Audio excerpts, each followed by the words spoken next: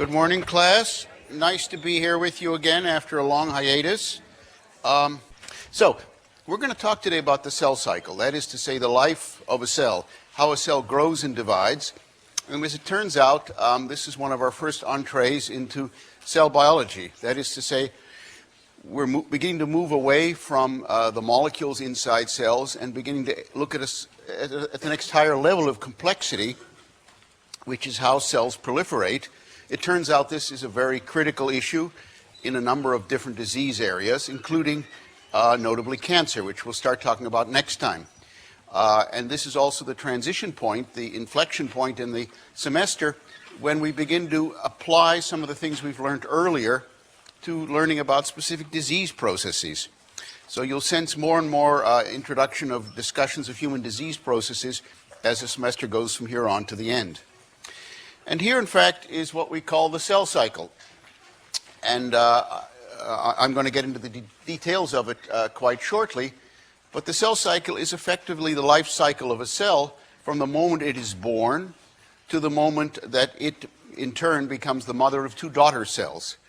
And this process is divided up, as you can see, into 4 different periods here, or as they're called, phases. These are cell cycle phases. The first phase is called M, or mitosis. The second phase is called G1 phase.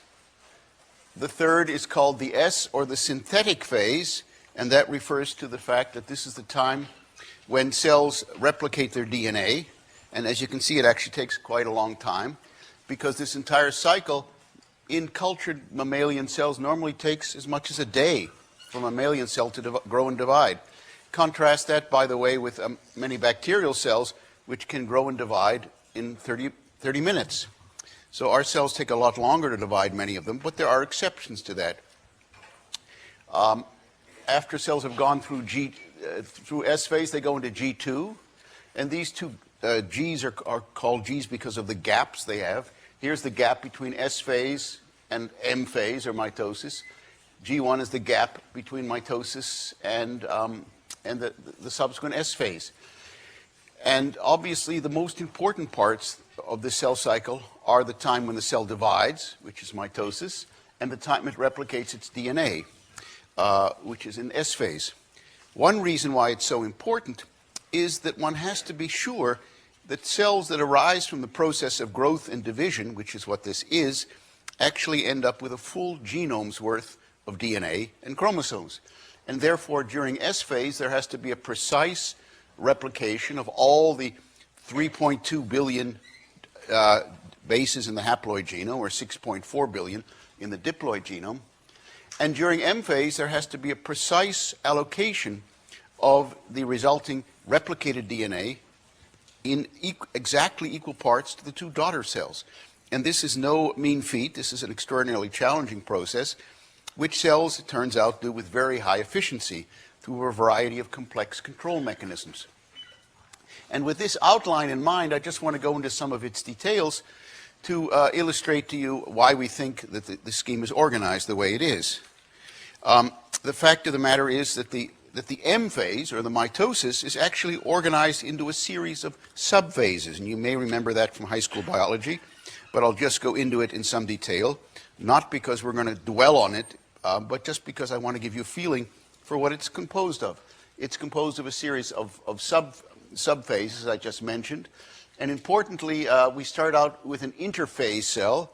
An interphase refers to the entirety of the cell cycle outside of M. That is, the entirety outside of the M phase, thereby including G1S and G2. And you notice that what happens in prophase is, first of all, the chromosomes condense. And that's very important, because prior to that condensation, the chromatin, and chromatin represents the material out of which the chromosomes is assembled, consisting largely of DNA and proteins with a bit of RNA. The chromatin is dispersed through the nucleus. It's not condensed together. And as such, as you can see here, one doesn't see any specific chromosomes because they're just scattered about the whole chromosomes in a very dilute form.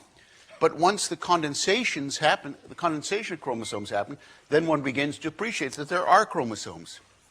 Indeed, if it were not for the case that this condensation would happen, it would have taken a very long time before we even realized at the beginning of the 20th century that there were distinct chromosomes in cells. Because when you look in the nucleus like this, and as one might be doing here, stains for DNA, one doesn't see any distinct structures within the nucleus. Here, this condensation causes a delineation of these structures in humans, as you know, this being 46. And by the way, this sequence of events is basically standard hardware for all eukaryotic cells. It's not as if we invented this recently. This whole sequence of events has largely been around for 1.5 billion years. One thing you begin to notice here already, as we go into the metaphase, this is the beginning of metaphase, it's sometimes called prometaphase if one wants to split it up even further, is the beginning of the disappearance of the nuclear membrane. So here we're in a situation where the chromosomes are no longer physically separated from the cytoplasm by the nuclear membrane. The membrane, in effect, disappears, it dissolves. Obviously, at another point, it's going to have to reassemble when one starts making daughter cells. And at this point, one begins to see quite distinctly that each chromosome is composed of 2 chromatids. A chromatid is each one of these arms, and the fact that there are 2 of them is a direct consequence of the previous DNA replication, which made from one chromatid 2 chromatids. So these 2 chromatids are identical, one to the other. They're the consequence of the previous S phase, the previous DNA replication. And if all things have gone well, then these 2 chromatids have identical DNA sequences because they're the descendants of a single chromatid that existed, actually a chromosome as it's called at that point, existed at the beginning of S phase. In fact, the fidelity of DNA replication, that is to say the accuracy with which DNA is replicated, is so good that often one can demonstrate that the mistakes that are made are less than 1 in 10 to the 9th basis. That's stunning. 1 in 10 to the 9th, only 1 in 10 to the 9th basis actually ends up being miscopied. In fact, we now realize that the reason why there's such enormous fidelity is that the DNA polymerases that previously begin to replicate the DNA to generate these chromatids make a mistake of about 1 in 10 to the -5 bases. So they're much more error prone. But there are subsequent proofreading mechanisms. Just the way you would copy edit text, there are proofreading mechanisms which erase those errors and reduce the end result of miscopying, of misreplication, down to 1 in 10 to the -9th. And given that the genome itself is only, the haploid genome is only 3.2 billion, that is 3.2 times 10 to the 9th basis of DNA, that means that there are only about, roughly speaking, 3 mistakes made on the entire genome each time a cell goes through a cell cycle in the haploid genome. Now, what we begin to notice here in prometaphase is also the beginning of the assembly of the machinery that will eventually divide those 2 chromatids from one another. And here in the midst of metaphase, as you see in the top left, now the chromosomes line up in what is effectively a 2-dimensional plane in the middle. It's called an equatorial plane in the middle of the cell, where, as you can see here in this schematic, each chromosome is, here's once again the 2 chromatids, and these the places where these 2 chromatids are held together are lined up in this plane with the arms of the chromosomes kind of flopping around, as you can see here. What's critical here is the points where these 2 chromatids are joined, and those points of joining, as I'll mention in a moment, those are called centromeres. Here is a more schematized view of what's about to happen, just to give you a feeling for what this really looks like.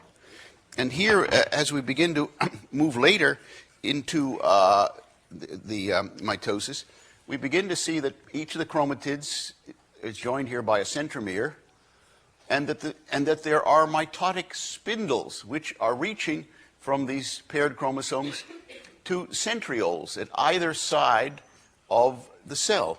So these 2 centrioles, and the whole apparatus itself is called a centrosome, have microtubules that reach from the centromeres here in the chromosomes. So the structure in the middle of the chromosome is called centromere.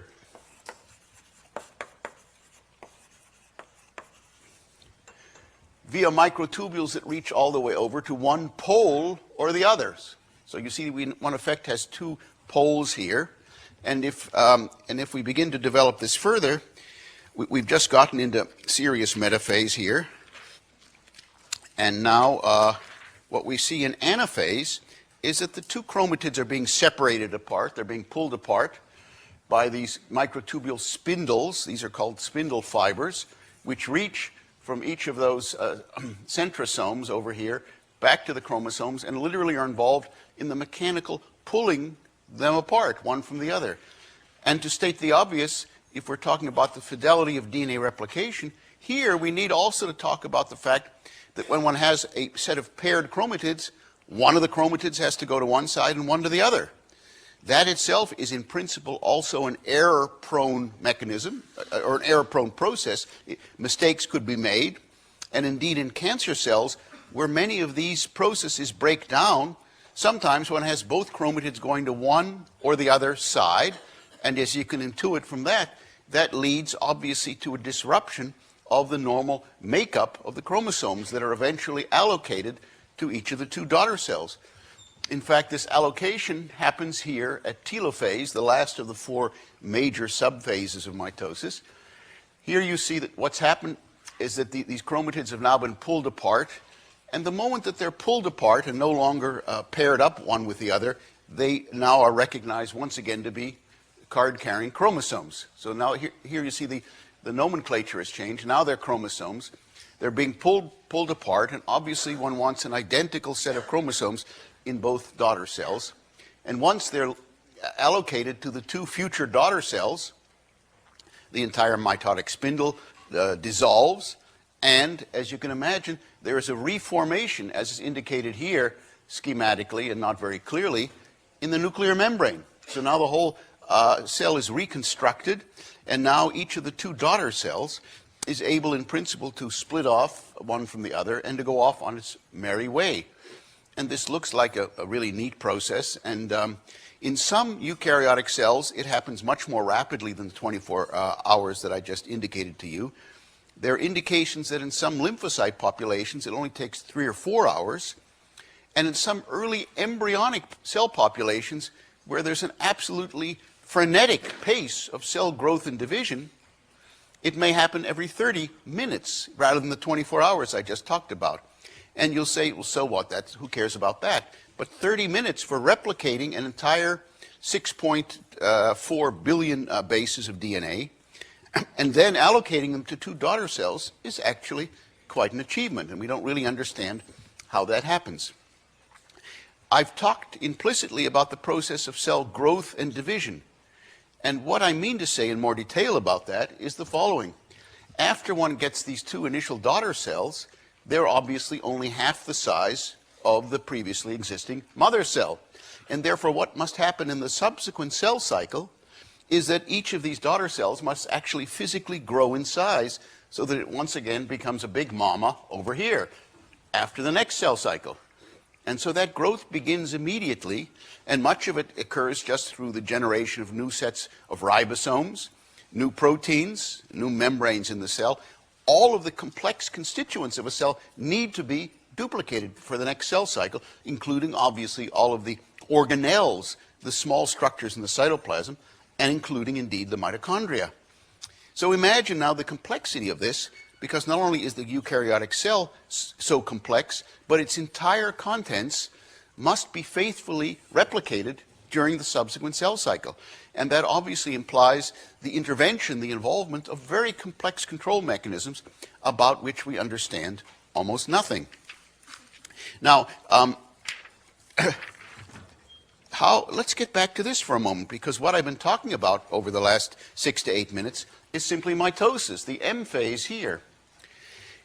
In fact, in many of these early embryonic cell cycles, what happens is that cells go from M phase directly into S phase, and from S phase directly into M. In other words, they don't indulge themselves in a period over here, a long period. In some cultured mammalian cells, this can be 12 or 14 hours of getting set, getting prepared for DNA replication.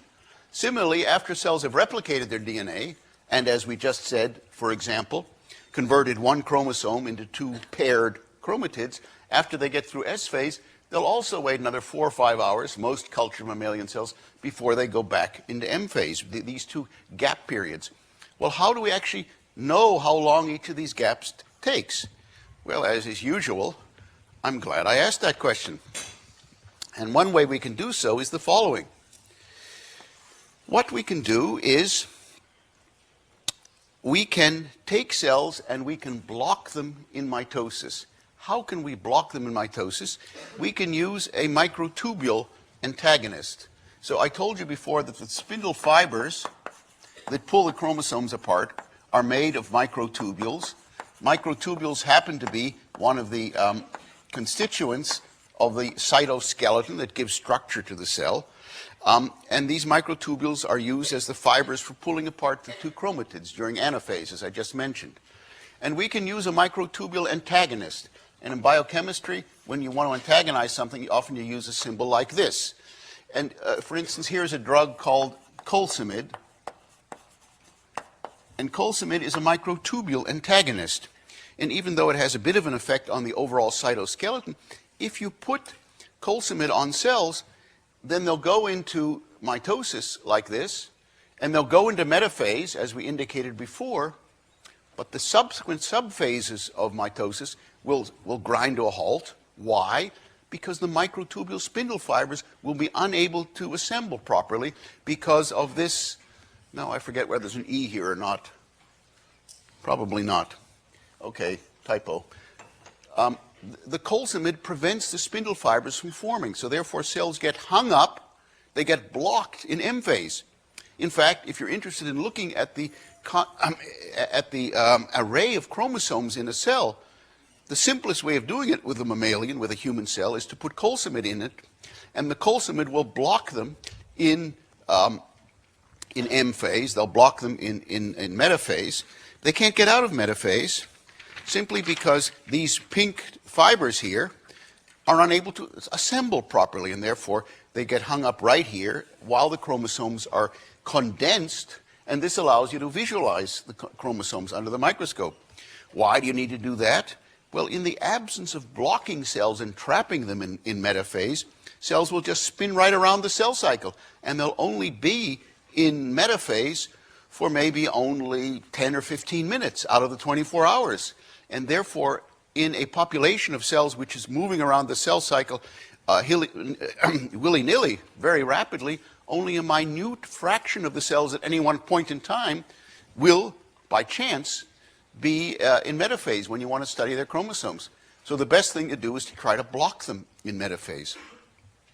Now what you can do, in fact, is put cells in metaphase, and I'm going to draw the cell cycle around here again. Here's M. Here's S phase, slightly different than what we just saw before. Here's G1, and here is G2. So now we're going to block cells with colcimid right here in metaphase. And now what happens is that we put metaphase in, ideally if we put it in for a day, we'd start out with a population of cells which we will call asynchronous. Asynchronous means that at any one point in time, these cells will be distributed randomly around the cell cycle. They'll be all over the place, obviously, because there's nothing to cause them to move synchronously through the cell cycle. A random population of cells will be scattered all over the cell cycle like this. We put in colcimid, and what's gradually going to happen is that cells are moving around the cell cycle, and when they get to here, they'll start piling up. In principle, if all the cells are scattered around the cell cycle at the moment you put in the colcimid, and it takes them 24 hours to get all the way around the cell cycle, then after a day's worth of colcimid treatment, all the cells should have piled up right here. In fact, you can begin to look. What's the kinetics with which cells pile up into the M phase? And it looks like this. They go around, they go on, piling up, and then at the end of 24 hours, they plateau. Why do they plateau at 24 hours? Because by 24 hours, the stragglers, which started out right here, will have had time to go all the way around the cell cycle and get trapped in M phase. And that gives you a feeling for how long the entire cell cycle time is. Now, or this cycle which I called growth and division, and again to emphasize, growth is literally the physical growth of the cell. Division is the production of two daughter cells at mitosis. Now, in principle, we can relieve this metaphase block by getting rid of the coulsomid. And now, interestingly enough, we have a population of cells that is emerging from metaphase synchronously. What do I mean by that? I mean to indicate that they're all moving in lockstep. They're all moving at the same time out of the cell cycle. So now there's a whole cohort of cells which starts out right here. They've all left metaphase at the same time. This is not an asynchronous culture. And they start moving around, advancing around the cell cycle together. In principle, you'd say, well, they should remain synchronous forever. But the fact is, all of these phases of the cell cycle, the times are quasi-stochastic. Some cells go through G1 in 10 hours, some cells go through cells in 11 hours, some through in 8 hours. And as a consequence, as they move further and further around the cell cycle, the population of cells becomes progressively more asynchronous. And they won't really enter into the next M phase totally synchronously. But now we can ask the following question: how long is G1? And the way we can do that is to do another kind of experiment, where what we do is we release cells, a population of cells, from M phase by removing the coulsomid, for example. And now we treat cells, we treat aliquots of this synchronously advancing population. Each hour we pluck out some of these cells and we expose them for, let's say, the next hour thereafter to some tritiated thymidine. Tritiated thymidine, as you may recall, H3-thymidine as it's sometimes denoted, is obviously a radio-labeled precursor of DNA, and it's going to get incorporated into the DNA and into no other macromolecules in the cell. And so the question is, if we expose cells for an hour here to tritiated thymidine, how much tritiated thymidine is going to be incorporated into their DNA? How do we know what's incorporated and how much tritiated thymidine remains unincorporated? We extract the DNA from the cells and we precipitate it in an acid. And when that happens, the macromolecules of DNA go to the bottom, they precipitate, and the unincorporated tritiated thymidine, which is still soluble, it has not yet been polymerized into DNA molecules, remains in the acid solution. So we asked how much acid precipitable thymidine counts are there here? How many are made in the next hour with another aliquot of cells?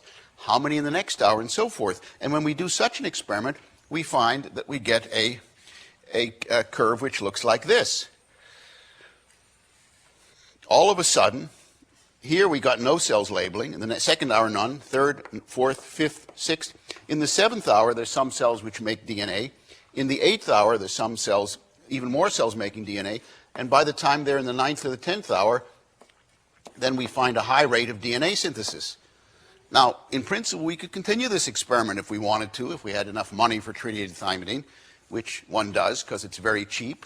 And what we would find is if we started labeling over here for another hour pulse.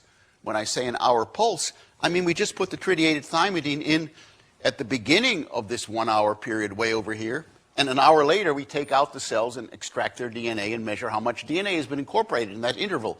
And if we did a tritiated thymidine pulse over here, we'd begin to see that the rate of DNA synthesis was actually lower, and eventually it would go down, back down to this, as the cells were moving asynchronously through culture.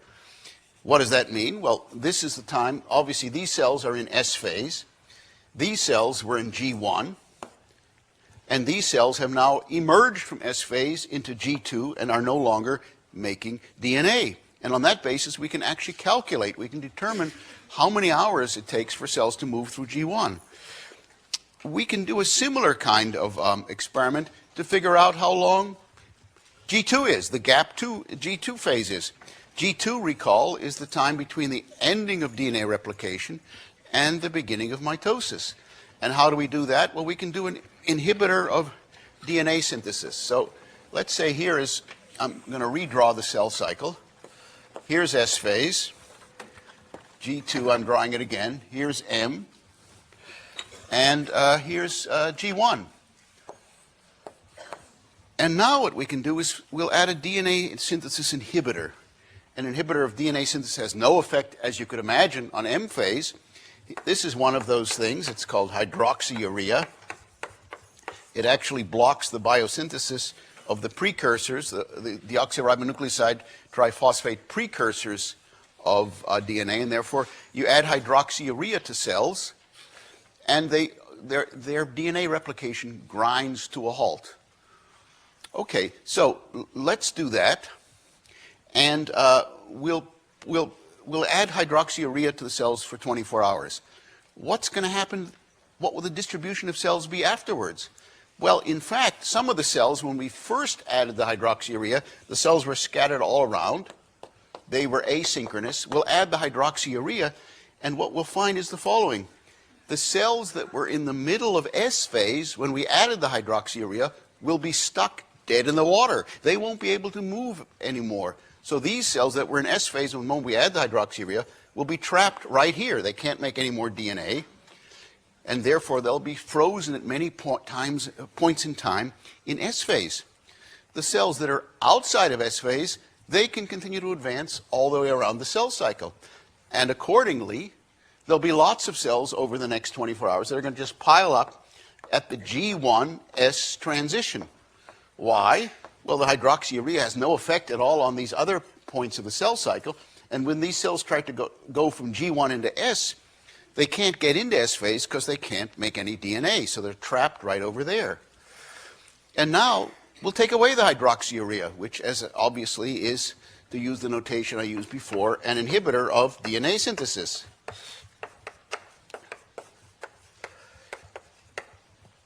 And what we can do now is the following.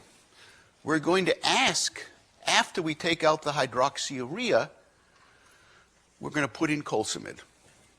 Why do we want to do that? Well, what we really want to do is to ask, after the cells have gone through S phase, how soon does a labeled cell move from S phase all the way into M phase? How long does it take? How long is G2? And so what we'll do is the following. We take away the hydroxyurea. This allows all these cells to begin to move out. Is this a fully synchronous culture? Well, actually, no, because some of these cells are over here. There's a whole bunch over here. These are synchronous, but the rest of the ones, they're already scattered out. So there's going to be some pioneers over here moving ahead of the phalanx, and there'll be some stragglers, and then there's going to be a big slug of these cells that are moving as the rear guard ahead. Now, what we're going to do, after we take away the hydroxyurea, we're going to add our old friend colcimid. And colcimid, tried to spell it right this time, colcimid is going to block cells, as we obviously said before, right over here. And then what we're going to do is the following. We're going to look at every hour, we're going to take some cells and put them in colcimid, or we'll leave them in colcimid the whole time, and every hour we'll take cells out of the petri dish, which have been in colcimid since they were released from here, and we're going to look at the metaphase cells. And how do we look at the metaphase cells? Well, here's a metaphase cell. Here will be its chromosomes. Obviously, they're chromatids at this point. They're under the microscope. And they start accumulating up here. And every hour, we're going to take some of these metaphase cells. We'll take them out of the petri dish. And after we've put them in the, or we'll leave them in the petri dish if you want, and after they're there and they've come over here, we'll fix them onto the plate. We'll add some alcohol or something which causes them to stick to the plate. They can't swim away. And then after that, we'll add some radioactive emulsion. So let's imagine here's a cell at the bottom of the plate in metaphase. We're going to add some photographic emulsion on top of that, like that. And then what we're going to see is how soon we can detect radioactive metaphase chromosomes. How can we do that? Because each time an electron leaves the tritiated thymidine, each time a beta particle leaves, it's going to cause a grain of emulsion, of silver, to form in the photographic emulsion that we've layered above the cell. So this photoemulsion is only not a way of detecting light, but a way of detecting whenever there's radioactivity in that's being emitted. And what we're going to look for are grains, silver grains, that are located above the chromosomes in the microscope. We can look down through this plate, through the emulsion, on the chromosomes. We can see them clearly. I've shown you that before. And we're going to ask ourselves the question, when can we begin to associate silver grains with the chromosomes? Because those silver grains must have been incorporated into the chromosomes during the previous S phase. That is, when cells were over here. If a cell was over here, and we added colsamid, and there won't be any, it won't be radioactively labeled. So what we're really going to ask now is the following. These cells are all advancing through like this. They're advancing into M phase. When does the first radio-labeled cell get, after we release them with hydroxyurea, when do we first see cells like this? And the fact is, after 5 or 6 hours after we've released them from S phase, then we begin to see cells like this, which have chromosomes on which there is with which there is radioactivity associated. Can you explain again how you know that only the cells in the S phase were radioactive? Well, keep in mind that when cells move through the S phase here, this is when they incorporated tritiated thymidine into their DNA. Cells can't incorporate tritiated thymidine here. They can't incorporate it here. They can't incorporate it here.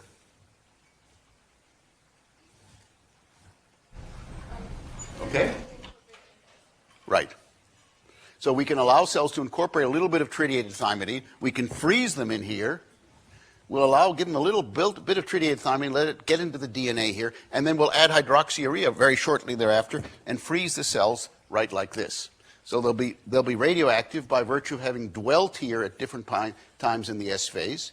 And when we add hydroxyurea then, the cells that were already in S phase and had incorporated a bit of tritiated thymidine will remain in S phase. All of the other cells, which were, when we added the hydroxyurea over here, they will go all the way around here. They will move all the way around the cell cycle. They might have happened to have incorporated a little bit of tritiated thymidine before we added the hydroxyurea, but they'll get trapped over here. So the cells that have tritiated thymidine, they will be scattered at various points in the S phase. We remove the hydroxyurea. That allows the cells to escape from S phase and move all the way around to here. And then we begin to look for seeing when cells get radio-labeled chromosomes. Is that clear now? A little clear. Okay.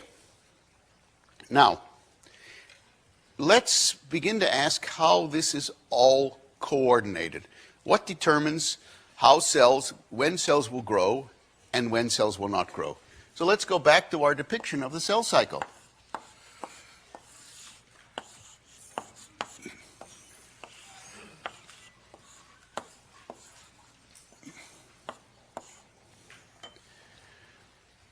What controls all this? What determines when a cell is going to move around the cell cycle? In our bodies, we have roughly 3 times 10 to the 13th cells. I don't know if that's a number I mentioned to you before. It's a pretty interesting number. It's probably not the most interesting number. By now, far more people are interested in the number of how many games the Red Sox have won or lost, but it's a number anyhow. How many cell divisions do we go through in a lifetime? Did we ever talk about that? How many times do we have a cell growth and division cycle in a human lifetime?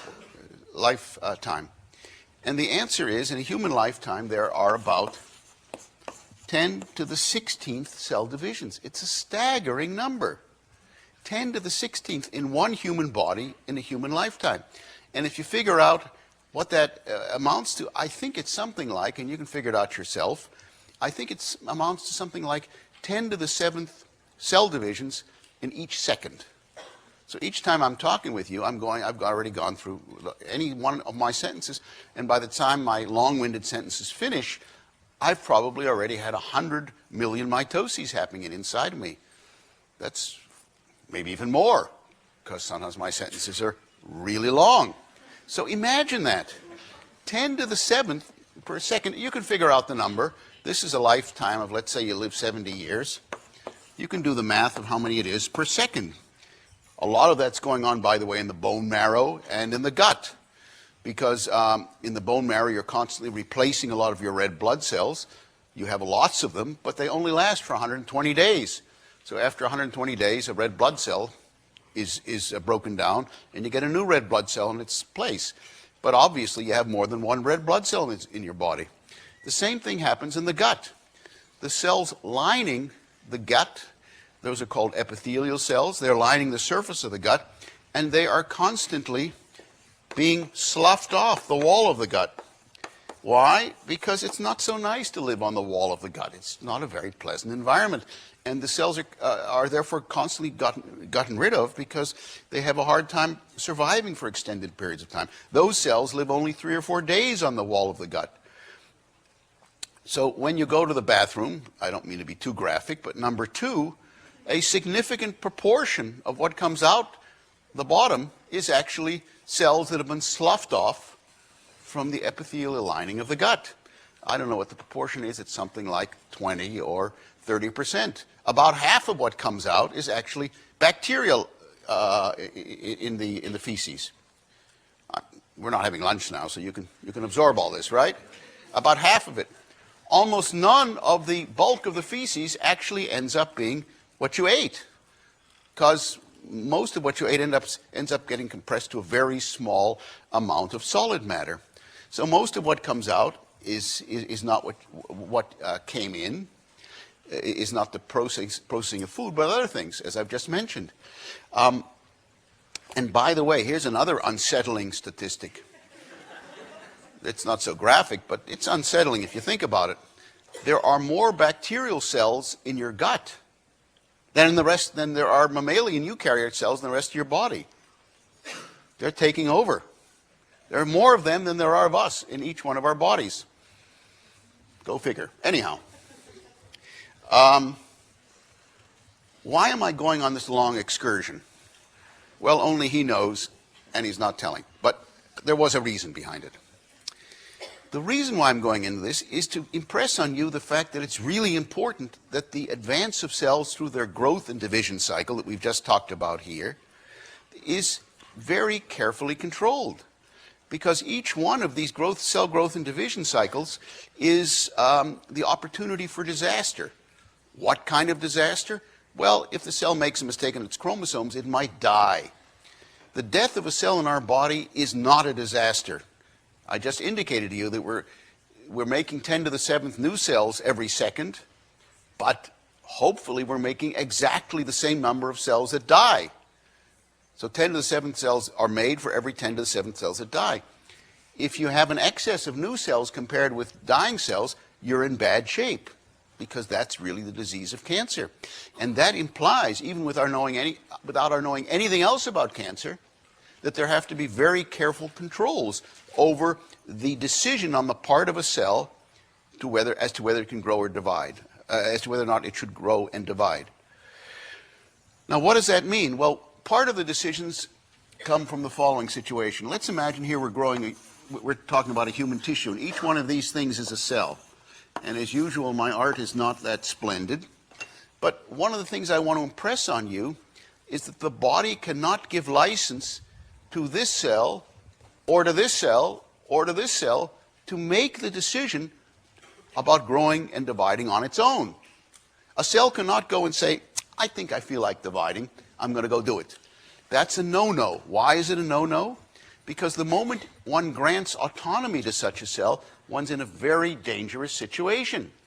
Instead, what has to happen, what must happen, is that cells talk to one another, and cells reach a consensus. For instance, maybe there's a cell that's missing right over here in this tissue.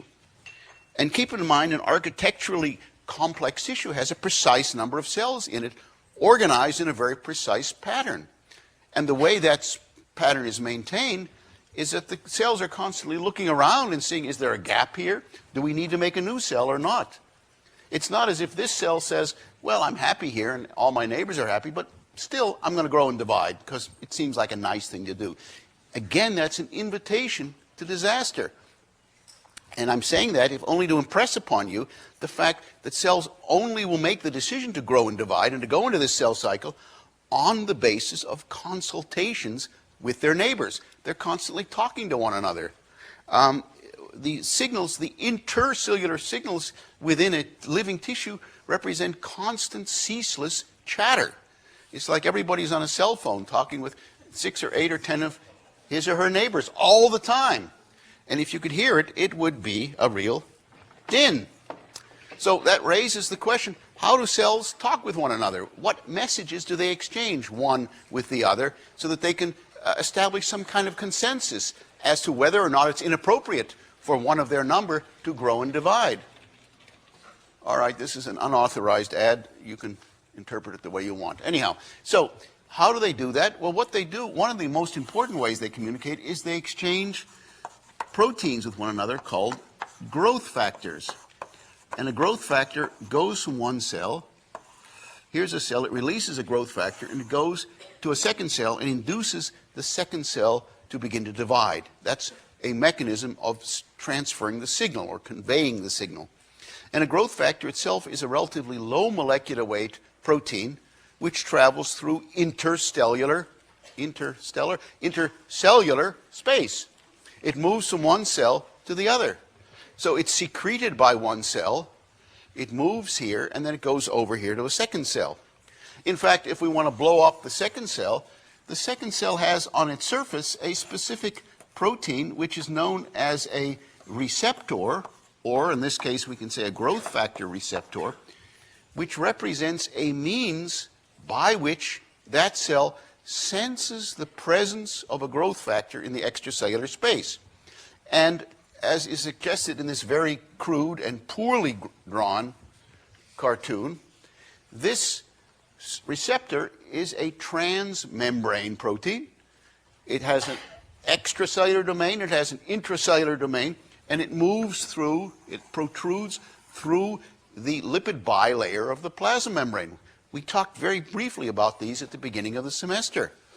And what happens is these receptors are so configured that in the event that a growth factor comes over and is sent off by a neighboring cell, the growth factor, I'll draw it here as a square, this growth factor binds to the receptor in a very specific fashion, and as a consequence, the receptor responds in its intracellular or cytoplasmic domain by emitting signals into the cell, informing the cell that an encounter has been had in the extracellular space with this growth factor, which has been released ostensibly by another cell.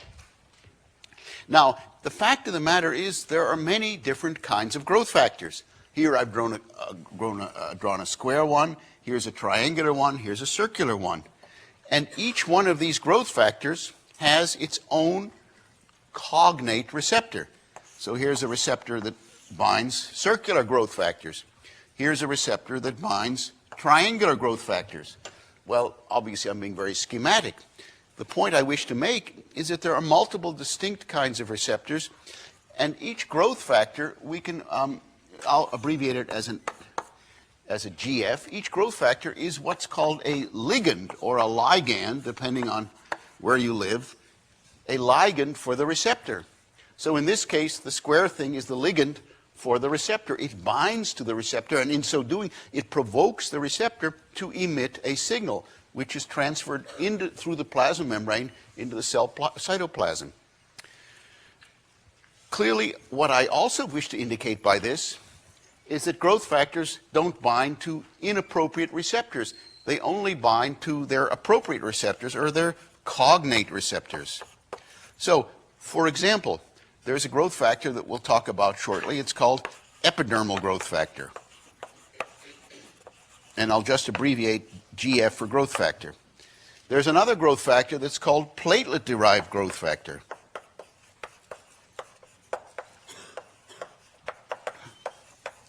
So we have EGF, we have PDGF, platelet-derived growth factor, and in fact there's actually 30 or 40 other kinds of growth factors, and each one binds specifically to its own receptor.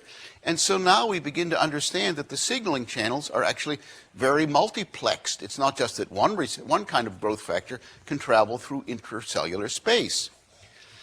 And again, this cell will only make a decision to grow and divide if its growth factor receptors have sent an adequate number of stimulatory signals into the cell, which then persuade the signaling circuitry which processes these signals that it is indeed time to make the binary decision, growth versus non-growth, on the basis of these signals received from the extracellular space. From that, we can already intuit something interesting about cancer cells.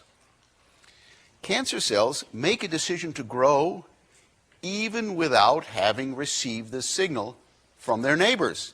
In other words, cancer cells become quasi or totally, they become growth factor independent. That is to say, somehow they have usurped and perturbed this signaling mechanism, and they have no longer become dependent on these extracellular signals in order to make the decision to grow and divide. They will just grow in essentially an autonomous or independent fashion. And we know a little bit about this from the following kind of experiment. If you put a human connective tissue cell, a connective tissue cell is called a fibroblast in culture, or even a mouse fibroblast. In culture, you put it in a petri dish like this, it'll sit on the bottom. You can provide this fibroblast or fibroblasts with all the nutrients it needs, with glucose and with vitamins and essential amino acids, whatever you want. Give it all those low molecular weight compounds, and the fibroblast will sit down on the dish, and it will look up at you and smile. And it will do so for days and weeks. It won't do anything. It won't grow at all. Why? Because you haven't given it the requisite signals to induce it, to persuade it to proliferate.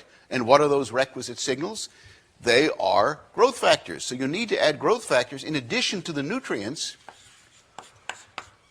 in order to persuade a cell to emerge from its quiescent state into the active growth and division cycle. And so in my last minutes, or my last minute, hopefully not on this earth, but in this lecture, let me just say that when you, I mean, nothing is sure, but if you take a cell and you deprive it, you starve it of growth factors, it exits from the active growth and division cycle, and it'll go out into another phase called G0. And it will sit there like a bump on a log for an extended period of time. It will be metabolically active, viable, but it won't proliferate.